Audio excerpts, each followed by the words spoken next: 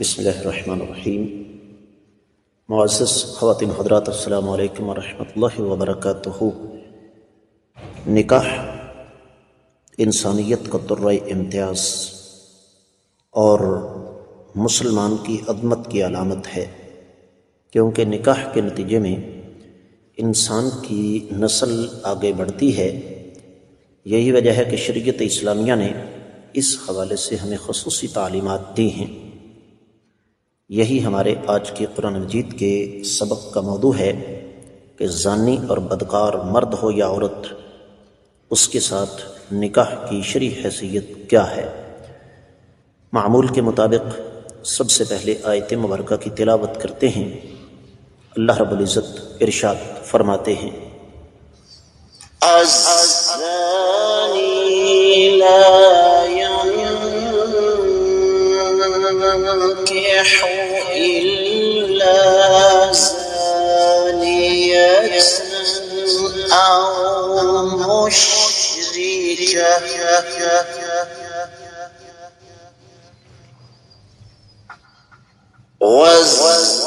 والزانية لا ينكحها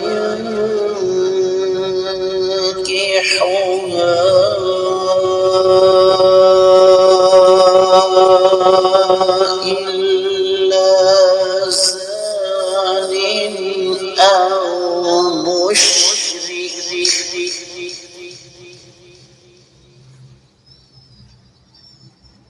وحرم ذلك على المؤمنين۔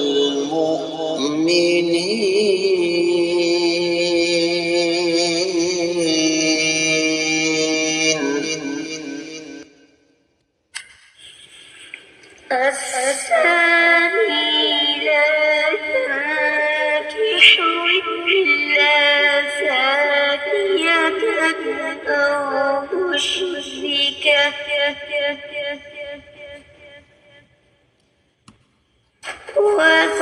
والزانية لا ينكحها إلا زان أو مشرك وحرم ذلك على المؤمنين۔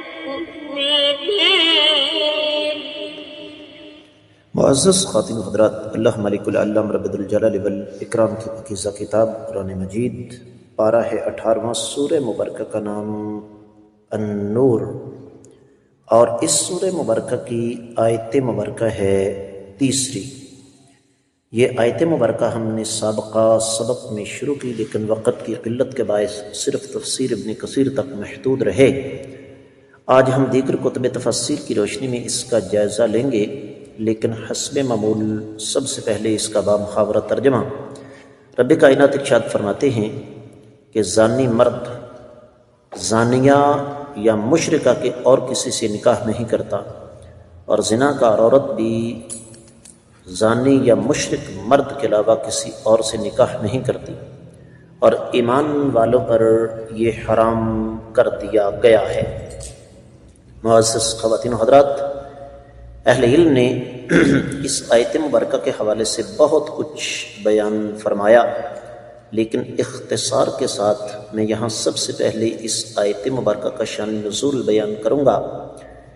اگر آپ تھوڑا سا غور کریں تو یہ شان نزول کل کے سبق میں گزر چکا ہے۔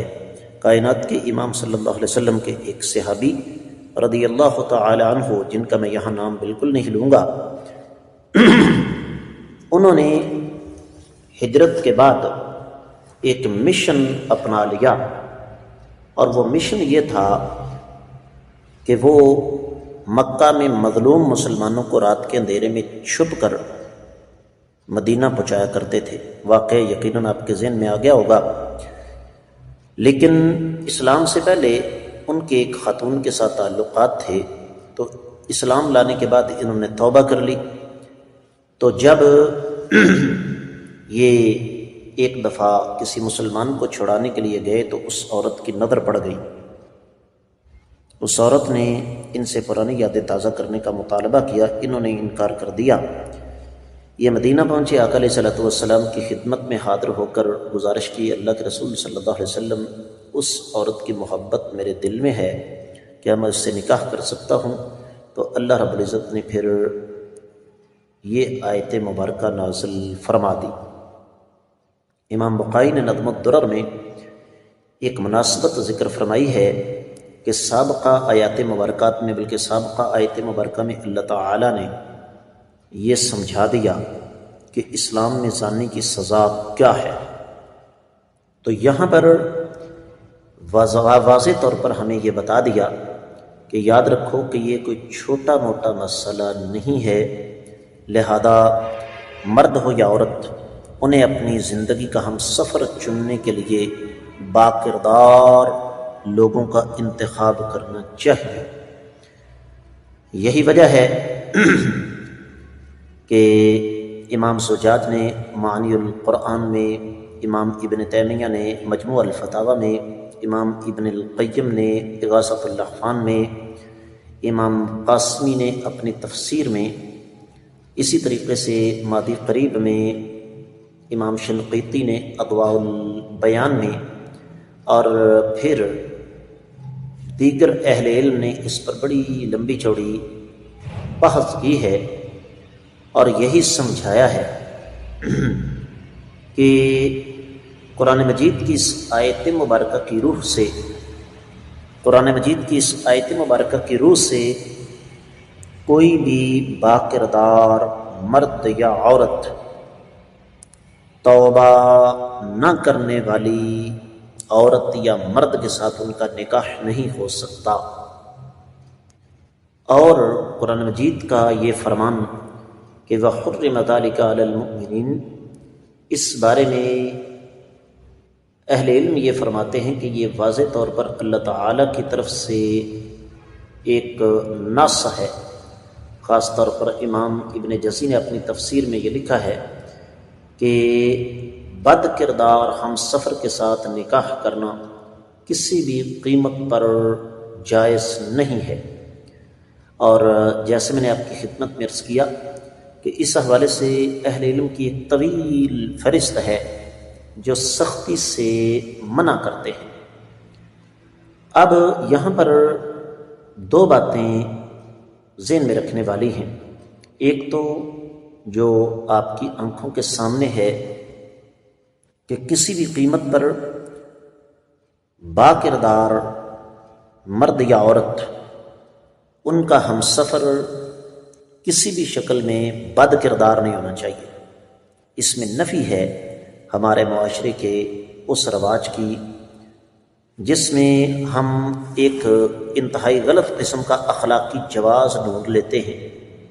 وہ جی دیکھیے، اپنوں کے پردے اپنے نہیں رکھیں گے تو اور کون رکھے گا، اور اس کا نتیجہ پھر یوں سامنے آتا ہے کہ جس باکردار لڑکے یا لڑکی کی شادی غلط لڑکی یا لڑکے کے ساتھ کر دی جاتی ہے، وہ ساری عمر روتے ہی رہتے ہیں، اس لیے کہ یہ عادت کبھی انسان کے اندر سے جاتی نہیں۔ اور میں یہاں اس بات کی طرف ضرور اشارہ کروں گا، آپ یہ دیکھیں کہ شو بزنس کے ساتھ تعلق رکھنے والے اکثر لوگ، ان کی شادیاں کامیاب نہیں ہوتی، اور کیوں کامیاب نہیں ہوتی؟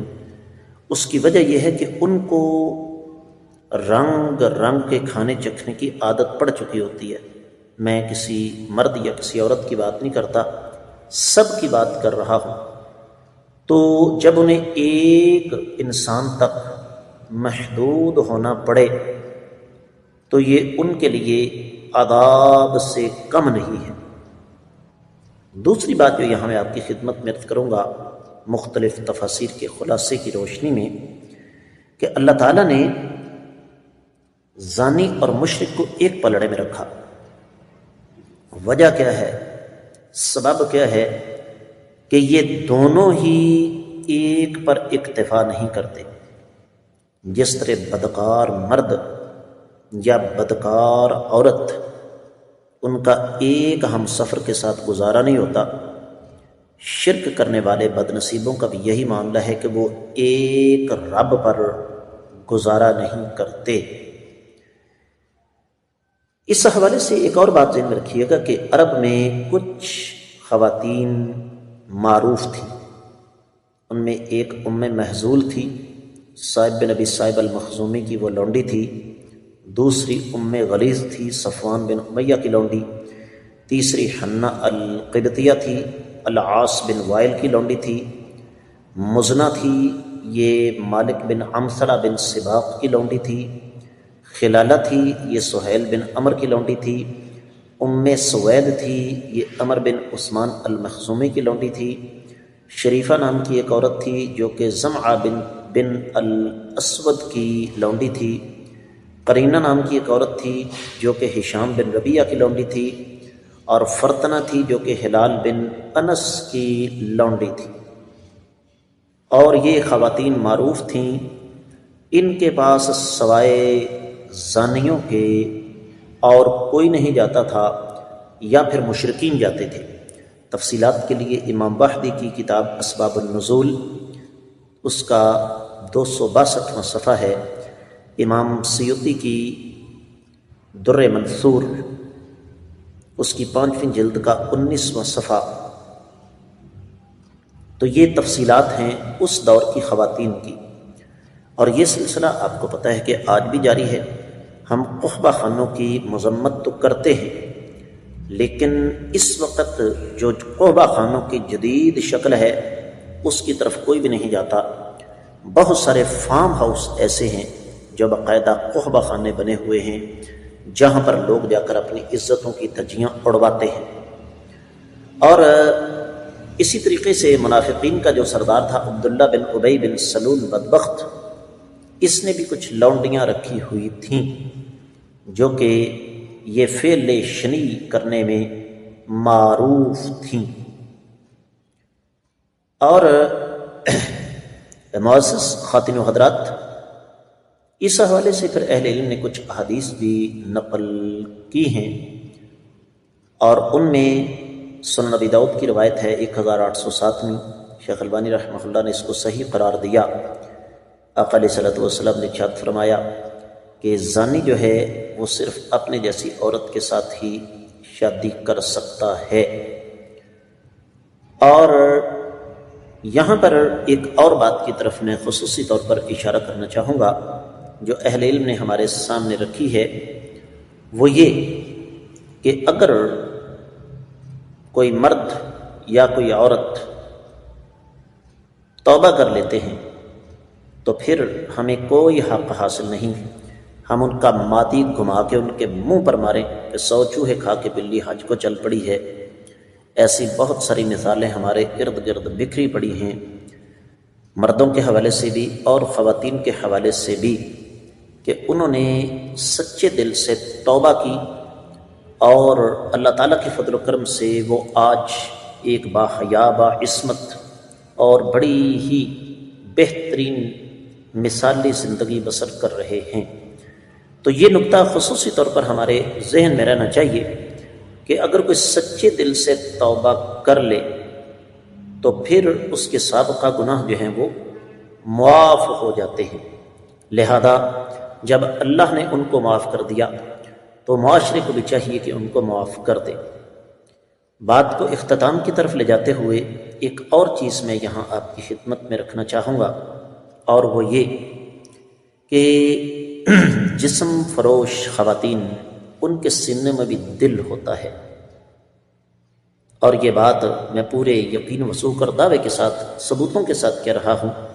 ان کا بھی جی چاہتا ہے کہ ان کا گھر ہو، ان کا ایک شوہر ہو، اور وہ ان کے ساتھ محبت کرنے والا ہو، اور وہ اپنے گھر میں امن چین اور سکون کے ساتھ رہیں۔ یہ میں اکثریت کی بات کرتا ہوں، اگر چند آوارہ مزاج خواتین اگر ہمارا نشانہ ہے تو وہ تو ہمارے عام معاشرے میں بھی پائی جاتی ہے۔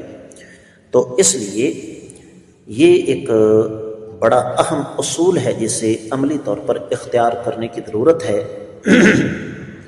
کہ معاشرے سے بدکاری کے خاتمے کے لیے اللہ تعالیٰ نے نکاح کو بہترین راستہ قرار دیا ہے۔ اگر کوئی عورت سچے دل سے توبہ کر لیتی ہے تو اس کے ساتھ نکاح کرنے میں کوئی حرج والی بات نہیں، اس کے ساتھ یہ آج کا سبق مکمل ہوتا ہے۔ اجازت چاہوں گا۔ السلام علیکم ورحمۃ اللہ وبرکاتہ۔